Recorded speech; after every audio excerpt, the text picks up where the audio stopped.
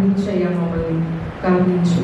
Because our life is wasted, because we are in such distress situation, we can't even live in the ఆ ఊర్లో బ్రతకలేము, కుటుంబంలో బ్రతకలేము, పిల్లల్ని చూసుకోలేము, ఏం చేయలేము, పనికిరాని వాళ్ళలాగా ఉన్నాము.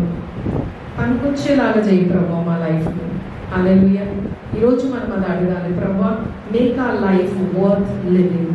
మనం అనుకోవచ్చు మన life we are better planned, but there is no plan than God's plan. Hallelujah. ఆ ఒక గొప్ప ప్లాన్ని మన జీవితంలో ఏం చేయాలంట? ఇన్వైట్ చేయాలి. As this person is inviting. అక్కడ నుంచిన వ్యక్తికి హెల్ప్లెస్, హోప్లెస్ ఉంది, కానీ దేవుడు ఇన్వైట్ చేసినాక వాళ్ళ జీవితాలు మారిపోయాయి. హల్లెలూయా. ఈరోజు మనం అలాంటి సిచ్యుయేషన్ ఉండొచ్చు, కానీ గట్టి కేకలు వేస్తాం, అడుగుతాం.